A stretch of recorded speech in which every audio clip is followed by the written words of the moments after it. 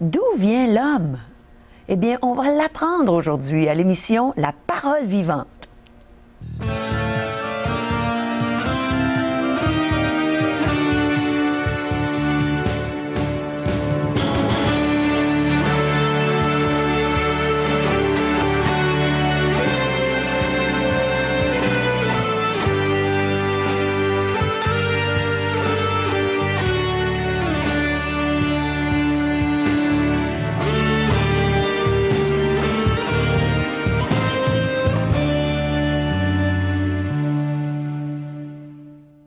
Bonjour chers amis et bienvenue à l'émission La Parole vivante. On a toute une émission à vous présenter aujourd'hui. On a le pasteur Régent Joly qui va nous entretenir sur l'origine de l'homme. On va entendre un chant de Rachel Petit, le témoignage de Nicole Caron. Et naturellement, on est toujours intéressé d'avoir vos commentaires, vos questions. Alors, visitez-nous à 1-877-l'Espoir, 1-877-537-7647 ou allez sur notre site web, espoir.ca. Alors, chers amis, je vous ai dit que Régent avait tout un message pour nous aujourd'hui et je pense que tu as une réponse pour notre question, n'est-ce pas, Régent? La grande question existentielle, oui. Qui suis-je? Oui, d'où je viens? Surtout. On va y répondre avec l'aide de 2 livres. Premièrement, un dictionnaire. Dictionnaire Larousse, j'ai mis une définition sur ma feuille ici. Oui. L'homme, mammifère bipède, c'est-à-dire 2 pieds, bimane, 2 mains, capable d'industrie, c'est moins sûr chez moi. Et chez moi aussi, Régent. Et doué de parole. Alors, on comprendra que cela ne satisfait pas vraiment l'homme en tant que définition. Allons voir la Bible, ce qu'elle déclare au sujet de l'origine de l'homme. C'est Genèse chapitre 1. Genèse qui veut dire origine, soit dit en passant. Oui. Verset 26. Puis Dieu dit, faisons l'homme à notre image, selon notre ressemblance, et qu'il domine sur tous les autres aspects de la création. Alors, c'est ce qu'on va entendre un peu plus tard. Ça va suivre. C'est merveilleux. Alors, entre-temps, écoutons le témoignage de Nicole Caron.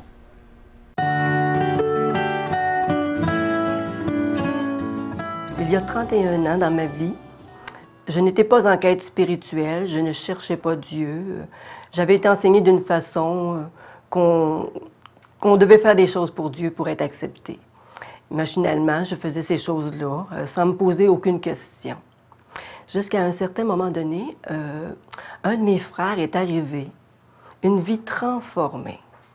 Alors je me suis dit sûrement que celui qui l'a transformé, je ne le connais pas parce que même si je n'avais pas besoin de transformation dans ma vie, je me suis dit, il m'a attiré à vouloir le connaître, cette personne qui avait transformé mon frère. Alors mon frère a commencé à nous prêcher l'Évangile, tout ça. À un certain moment, je dis toujours à un moment donné, mais à un certain moment, il y a eu une réunion d'évangélisation chez mon frère et le Seigneur m'a amené là. C'est moi qui me suis invitée moi-même, personne ne m'avait invitée, donc c'est le Seigneur qui m'a invitée. Et ce soir-là, la personne qui prêchait la parole parlait de choses nouvelles, un enseignement nouveau. Elle disait que pour voir le royaume de Dieu, il fallait naître de nouveau. Ce que j'avais jamais entendu, c'était la première fois que j'entendais ces paroles-là. Alors je me suis dit, moi, je veux le voir, le royaume de Dieu, moi. Et ce soir-là, le pasteur a fait un appel et j'ai répondu à cet appel, comme de quoi que je voulais naître de nouveau puis voir le royaume de Dieu. Et à partir de ce moment-là, j'ai changé d'assemblée. J'ai commencé à entendre des enseignements sur le Père, sur le Fils, sur le Saint-Esprit. Toutes ces choses-là étaient nouvelles pour moi. J'avais déjà entendu là, dans une autre assemblée, mais là, ça devenait comme vivant. Puis même, je voyais des personnes autour de moi qui, leur vie était changée, transformée. Donc, Dieu n'était pas, en fin de compte, si loin de moi que je pensais. Mais en même temps, les enseignements que je recevais faisaient que ma vie n'était pas tout à fait conforme avec ce que j'entendais. Et là, j'ai commencé à douter. Parce que le soir où j'avais dit que je voulais naître de nouveau, c'est sûr que j'étais sauvée. J'ai cru que Jésus était mon sauveur sur la croix. Et c'est à partir de ce moment-là que je crois que l'œuvre de Dieu a commencé dans ma vie pour m'amener toujours à croire ce que Jésus avait fait pour moi. Et à travers ces enseignements-là que je recevais, ma vie n'était plus en conformité avec ce que Dieu disait. Alors j'ai commencé à douter. Est-ce que j'étais vraiment un enfant de Dieu? Est-ce que j'étais vraiment sauvée? Est-ce que j'avais la vie éternelle? Est-ce que j'avais cette connaissance de Dieu-là? Et à un certain moment, je me suis mis en prière. J'étais en prière, en train partager mon âme à Dieu, lui dire que ce que j'entendais, c'était beau, mais que ce que je vivais, c'était pas tout à fait la même chose. Et je lui ai demandé pourquoi une telle personne que je connaissais était si généreuse et que moi, je priais, mais je priais pour mon mari, je priais pour mes enfants, et tout était centré autour de moi, mais je ne savais pas vraiment pourquoi. Et c'est là qu'il m'a donné la conscience que j'étais égoïste. Et quand j'ai vu ce péché-là qui m'habitait, moi qui croyais qu'il était une bonne personne, qui n'avait pas rien à me reprocher, en fin de compte, ce que je vivais, c'était que tout était centré sur moi, rien n'était centré sur la personne de Dieu. Et là, j'ai vu ma perdition, j'ai vu que le péché me séparait de Dieu pour l'éternité. Et c'est là que j'ai tombé effondrée en pleurs. Et j'ai dit, je suis plus capable de me relever devant toi. Seigneur, tu es un Dieu pur et le péché m'habite. Et à partir de ce moment-là, il m'a donné la conviction profonde dans mon cœur que ce que Jésus-Christ avait fait à la croix, que son sang qui avait été versé, c'était pour cela, pour me purifier de tout péché, et y compris le péché d'égoïsme, parce qu'il y en avait bien d'autres, mais que je ne voyais pas. Et le Saint-Esprit est venu faire la lumière sur, me rendre consciente de ce péché, du péché qui nous séparait de Dieu. À partir de ce moment-là, je me suis relevée avec une conviction profonde dans mon cœur que plus jamais personne ne pourrait ni me faire douter de quoi que j'étais en communion avec Dieu, ce que je n'étais pas avant, parce que le péché m'en séparait. Alors depuis ce jour, je n'ai plus jamais douté que j'étais en communion avec Dieu. Et en même temps, j'ai réalisé que si le sang de Jésus-Christ était pour moi le moyen d'avoir une communion avec Dieu, donc tous ceux et celles qui n'y croyaient pas n'étaient pas en communion avec Dieu. Et cela est venu m'attrister. Et c'est pourquoi j'ai commencé à parler de Jésus aux gens qui m'entouraient, à leur dire l'amour que Jésus avait pour eux. Et parce que j'ai réalisé la perdition de l'être humain. Alors depuis ce jour, ma communion avec le Seigneur, ça fait 31 ans qu'elle dure, ça fait 31 ans que j'ai de l'intimité, une relation avec lui, et ce que je désire ardemment pour tous ceux que j'aime, mes proches, ceux qui m'entourent, mes frères, mes sœurs, et la province de Québec en fait, c'est que vous ayez, vous aussi, cette rencontre avec le Dieu personnel qui vous connaît personnellement et qui vous amène à croire à ce que son Fils Jésus-Christ a fait à la croix pour vous, comme il a fait pour moi. Et depuis 31 ans, je peux vous dire qu'il restaure mon âme et que si aujourd'hui je vis, c'est parce qu'il vit en moi.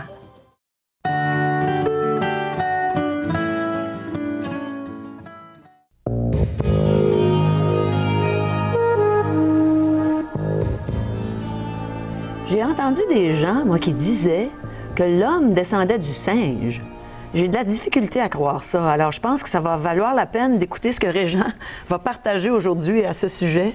L'homme aujourd'hui, là, s'entoure d'une montagne de matériel. On a du confort comme jamais aujourd'hui. On a nos Elran, nos Lazy Boy, pour ne mentionner que cela. Et puis, d'une façon, on se rend confortable dans notre société, dans notre vie.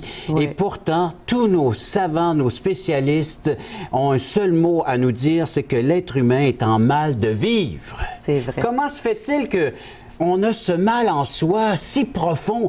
Les psychologues, les sociologues, les anthropologues, les futurologues, tout le catalogue est en accord pour dire qu'il y a un mal en soi. C'est vrai. Oui. C'est visible, c'est palpable aujourd'hui. Et c'est profond. Ce malaise est très profond, au point que même des gens qui ont le mal de vivre, qui n'ont plus le goût de vivre. Ils sont prêts à mettre fin à leur vie, tellement qu'ils souffrent intérieurement.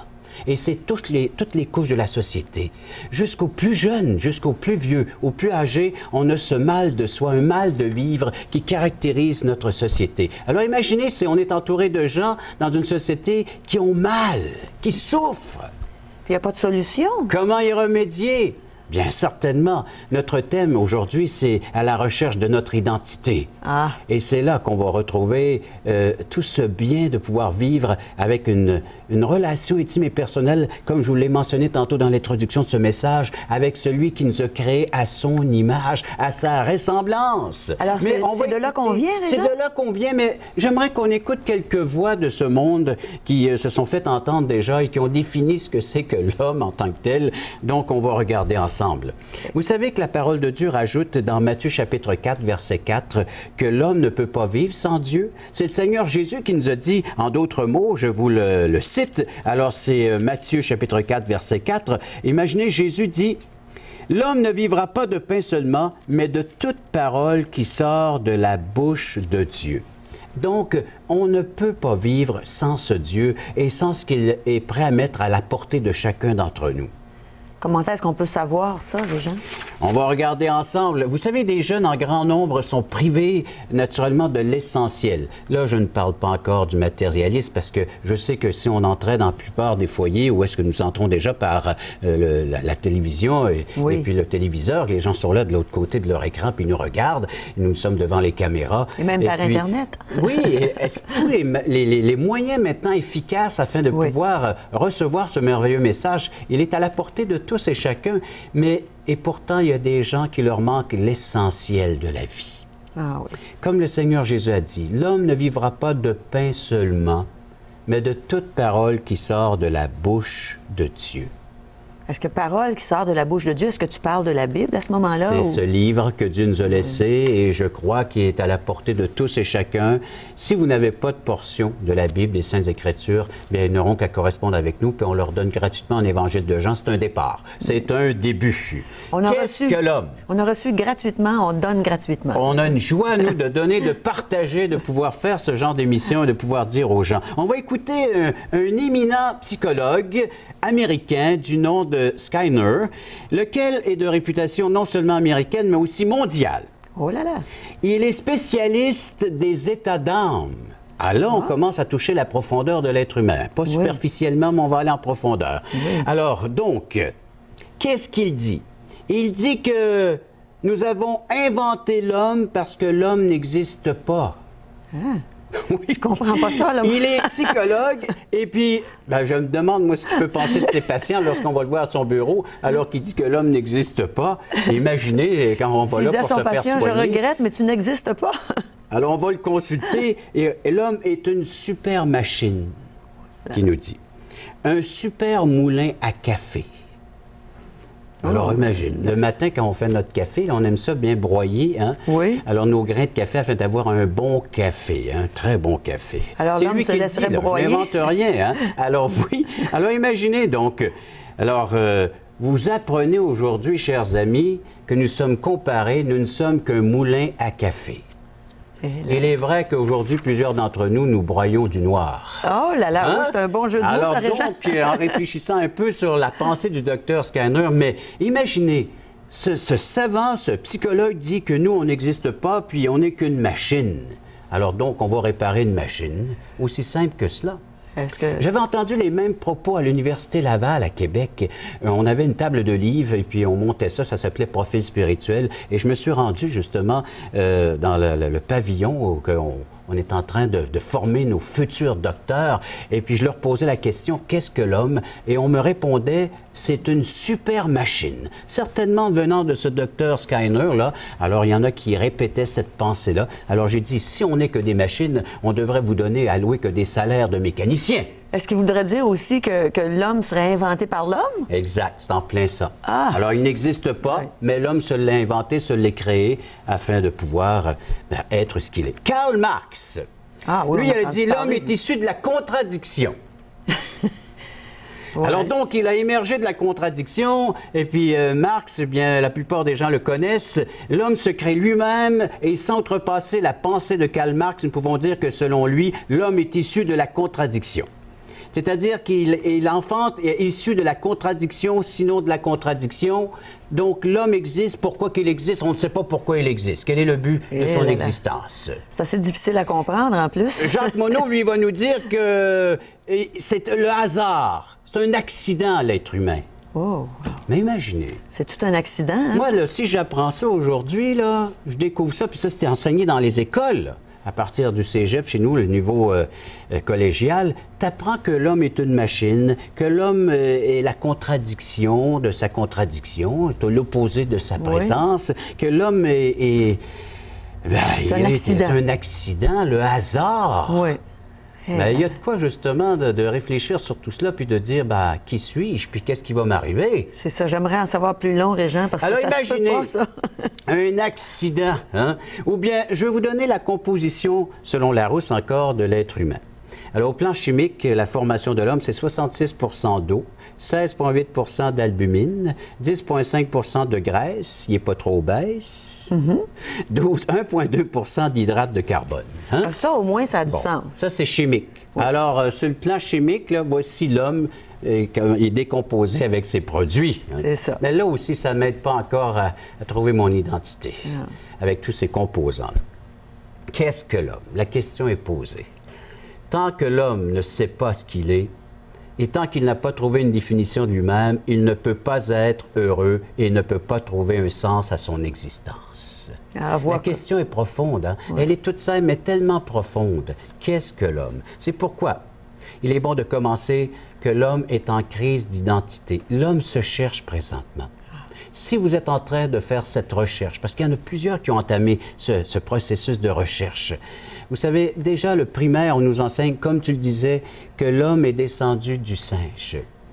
Et je me souviens que mes enfants aussi, que les enfants de d'autres croyants comme moi, qui croyons à la Bible, qui croyons à cette origine divine, que nous sommes faits à l'image de Dieu, créés à sa ressemblance, créés, nos enfants devaient confronter cette autre philosophie de cette théorie que l'homme descend du singe. Comment est-ce qu'il arrivait à la maison et comme moi, ça, je leur disais enfants? à mes enfants, ben, on doit faire un travail de recherche et puis on devrait écrire sur les origines, sur nos origines. Ben, j'ai dit, prenez la Bible, allez leur lire les premiers textes de la Bible, de la Genèse. Oui. Mais savez-vous que c'était mal perçu, mal vu? Terrible. Qu'un enfant arrive avec sa Bible en classe, puis ne fait que lire, simplement lire les premiers textes de la Bible, que l'homme a été créé à la ressemblance, à l'image de son Créateur, de Dieu. C'est tellement simple. Oui, hein? C'est tellement Alors simple. que je viens vous parler de toutes ces autres philosophies, de toutes ces autres pensées qui sont si complexes, si difficiles. Comment se retrouver à travers toute cette pensée, ces pensées qui sont véhiculées là et enseignées à nos enfants? Oui.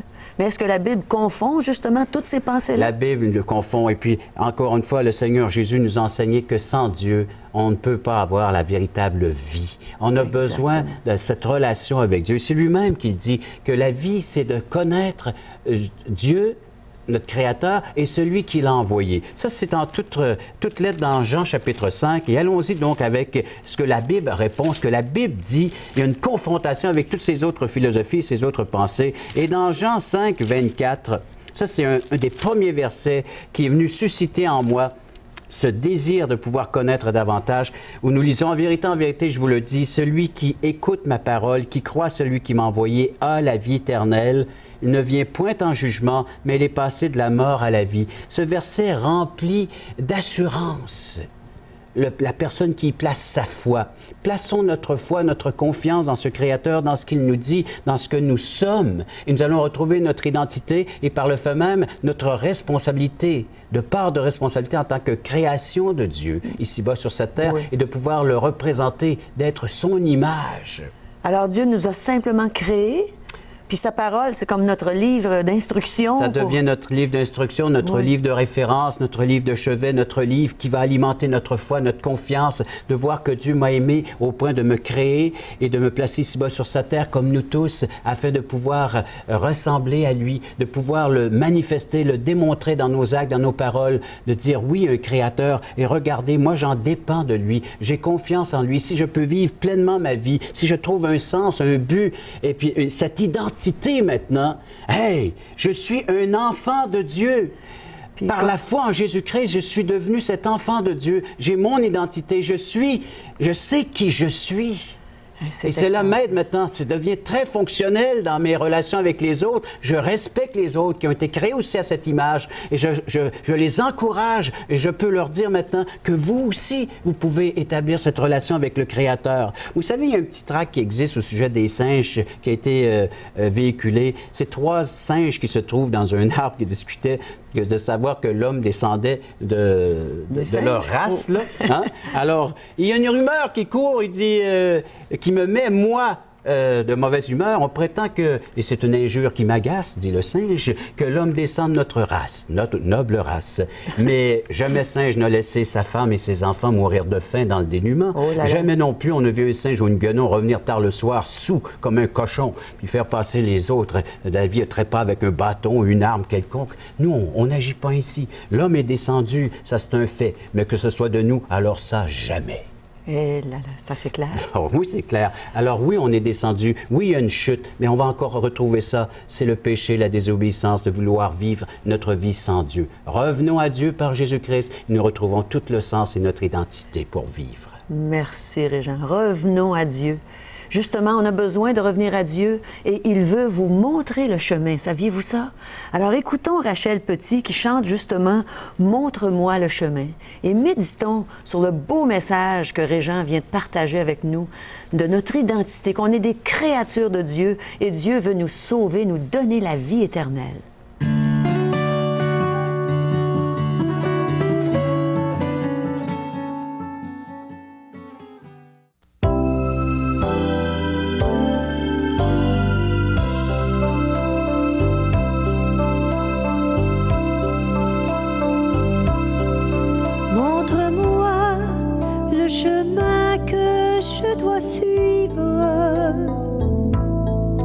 Montre-moi le chemin de l'éternité. Prends-moi par la main que je vive. Montre-moi le chemin de l'éternité. Je m'épuise à force de marcher. Je suis fatiguée de courir seule. Aide-moi, éclaire ma vie. Dirige-moi par ton esprit.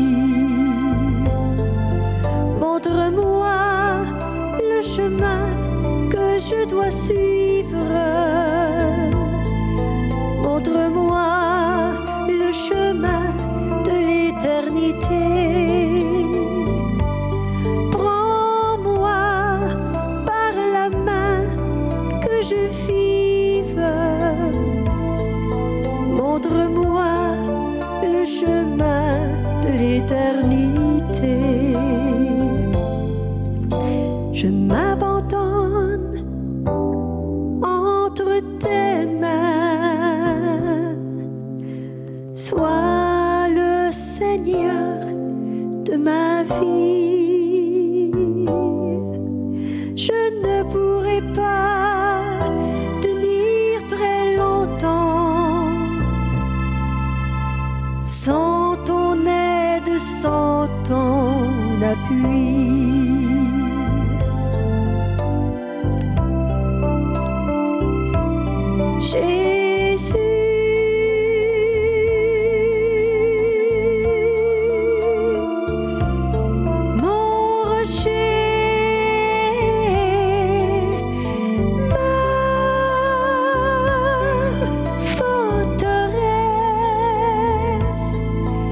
Jésus, tu es mon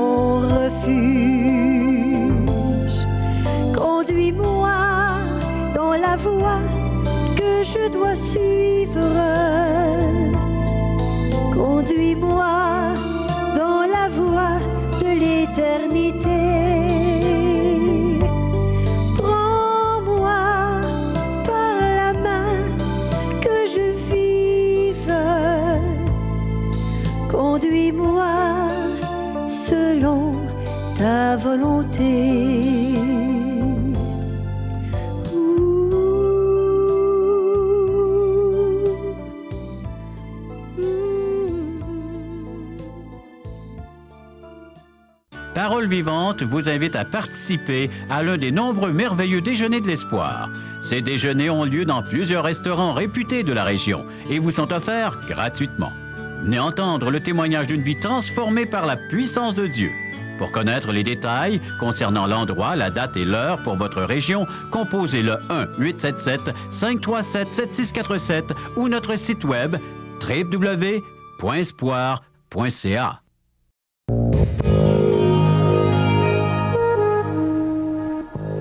Mes amis, moi je connais les déjeuners de l'espoir depuis 1992 et ils existent depuis encore plus longtemps que ça et j'ai jamais été déçu. Dans les déjeuners de l'espoir, c'est extraordinaire, on entend un bon témoignage, on prend un bon déjeuner en bonne compagnie, alors allez-y, n'hésitez pas. Et dans les déjeuners de l'espoir, on donne des cadeaux et aussi nous, avec Régent, on donne des cadeaux. Nous en sommes rendus à notre offre gratuite, l'Évangile selon Jean. L'homme ne vivra pas de pain seulement. On doit nourrir notre âme de toute parole cette belle vérité. On l'offre gratuitement. Connaître aujourd'hui l'espoir, c'est Jésus seul, le message de la Bible, en résumé. En contact, à chaque jour, une méditation quotidienne. Et en plus de pouvoir réfléchir là-dessus, de partir la journée avec une réflexion sur la parole de Dieu. Je lis à tous les jours. Moi, j'aime ça, cette revue. Et on voit, on en sent les résultats. Hein? Oui, oui. Et question fondamentale, justement, pour répondre à notre question, quel est l'homme, qui est l'homme, son identité, eh bien, ce livre y répond. Et pour recevoir cette littérature tout à fait gratuitement, appelez-nous à 1-877-L'Espoir, 1-877-537-7647 ou visitez notre site web espoir.ca. Alors, c'est avec joie qu'on a passé du temps avec vous aujourd'hui et c'est ce qu'on désire encore bientôt. Alors, bye bye.